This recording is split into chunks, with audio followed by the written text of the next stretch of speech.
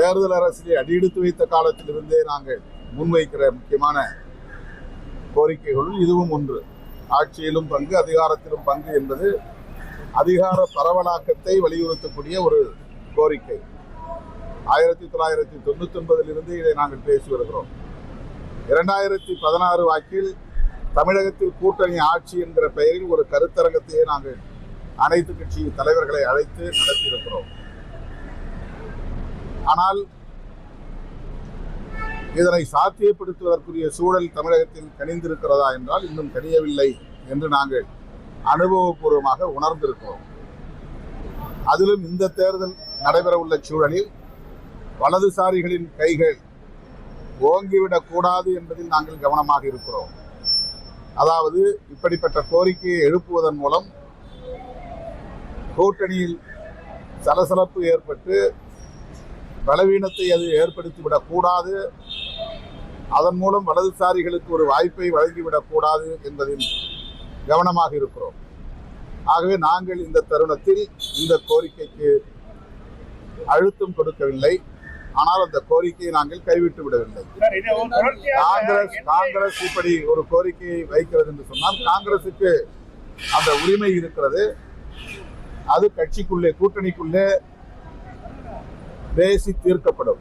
முதலமைச்சர் இது குறித்த விளக்கத்தை ஏற்கனவே தந்திருக்கிறார். தமிழ்நாட்டு அரசியல் சூழலுக்கு அது பொருந்தாது என்று சொல்லியிருக்கிறார். பொருந்தாது என்பதனால் காங்கிரஸ் அந்த கோரிக்கையை மறுபடியும் எழுப்பக்கூடாது என்று இல்லை. அப்படி எழுப்புவதனால் கூட்டணி இதனால் சிதறிவிடும் என்று பலரும் எதிர்பார்க்கிறார்கள். நான் நம்புகிறேன் காங்கிரஸ் திமுக கூட்டணியில் நீடிக்கும். அவர்கள் பேச்சுவார்த்தையில் இதை சுமூகமாக தீர்ப்பார்கள்.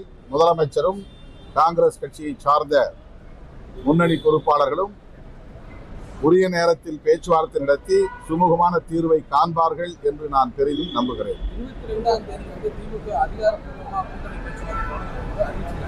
காங்கிரஸ்ல இருக்கக்கூடிய இரண்டாம் கட்ட தலைவர்கள் பொதுவெளியில இது போன்ற கருத்துக்களை பேசுவது கூட்டணியில ஒரு சலசலப்பை உண்டாக்காதா? ஏற்கனவே டெல்லிக்கு எல்லோரையும் வரவழைத்து கூட்டணி தொடர்பாக யாரும் வாய்க்கு வந்தபடி பேசக்கூடாது என்று அறிவுறுத்தியதாக ஊடகங்களில் நாம் பார்த்தோம். அப்படி அவர்கள் திரும்ப திரும்ப பேசுகிறார்கள் என்று சொன்னால் அதனை வைத்து கூட்டணி இரண்டு கட்சிகளுக்கும் இடையிலான தலைமை ஒரு முடிவுக்கு வந்துவிடாது. காங்கிரஸை பொறுத்தவரையில் ஒரு தேசிய கட்சி, தேசிய தலைமைதான் இறுதி முடிவு செய்யும் என்பது அனைவருக்கும் தெரியும். எனவே தமிழ்நாட்டை சார்ந்த முன்னணி பொறுப்பாளர்கள் சிலர் தங்களின் ஆதங்கத்தை வெளிப்படுத்துகிறார்களே தவிர அது இறுதியான முடிவு அல்ல.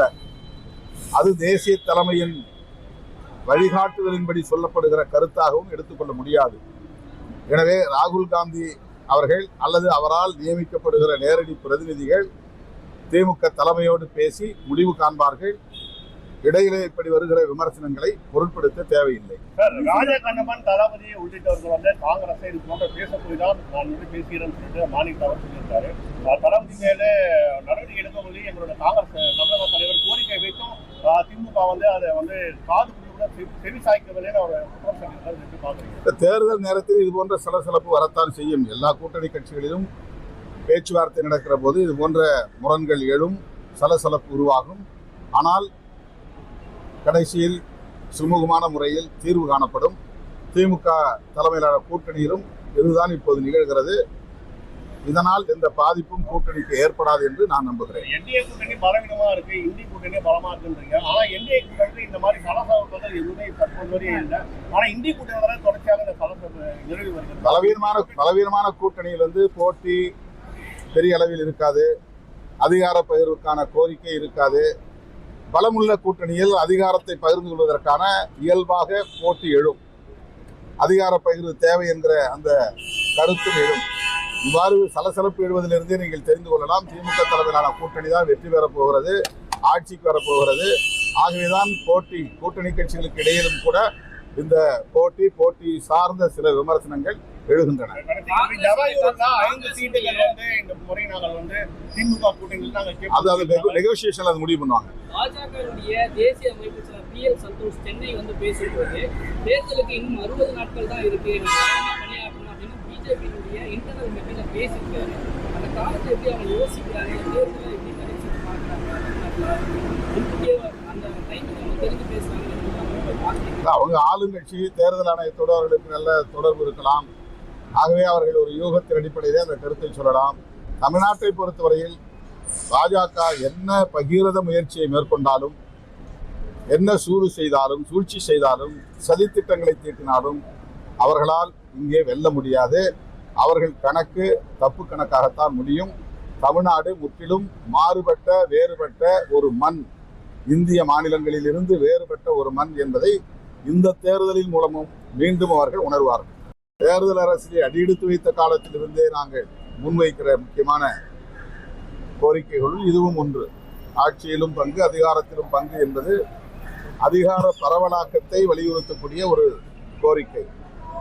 1999 இதை நாங்கள் பேசி வருகிறோம். 2016 வாக்கில் தமிழகத்தில் கூட்டணி ஆட்சி என்கிற பெயரில் ஒரு கருத்தரங்கத்தையே நாங்கள் அனைத்து கட்சி தலைவர்களை அழைத்து நடத்தியிருக்கிறோம். ஆனால் இதனை சாத்தியப்படுத்துவதற்குரிய சூழல் தமிழகத்தில் கனிந்திருக்கிறதா என்றால் இன்னும் கனியவில்லை என்று நாங்கள் அனுபவபூர்வமாக உணர்ந்திருக்கிறோம். அதிலும் இந்த தேர்தல் நடைபெறவுள்ள சூழலில் வலதுசாரிகளின் கைகள் ஓங்கிவிடக் கூடாது என்பதில் நாங்கள் கவனமாக இருக்கிறோம். அதாவது இப்படிப்பட்ட கோரிக்கையை எழுப்புவதன் மூலம் கூட்டணியில் சலசலப்பு ஏற்பட்டு பலவீனத்தை அது ஏற்படுத்திவிடக் கூடாது, அதன் மூலம் வலதுசாரிகளுக்கு ஒரு வாய்ப்பை வழங்கிவிடக் கூடாது என்பதில் கவனமாக இருக்கிறோம். ஆகவே நாங்கள் இந்த தருணத்தில் இந்த கோரிக்கைக்கு அழுத்தம் கொடுக்கவில்லை. ஆனால் அந்த கோரிக்கையை நாங்கள் கைவிட்டு விடவில்லை. காங்கிரஸ் இப்படி ஒரு கோரிக்கையை வைக்கிறது என்று சொன்னால் காங்கிரசுக்கு அந்த உரிமை இருக்கிறது. அது கட்சிக்குள்ளே, கூட்டணிக்குள்ளே பேசி தீர்க்கப்படும்.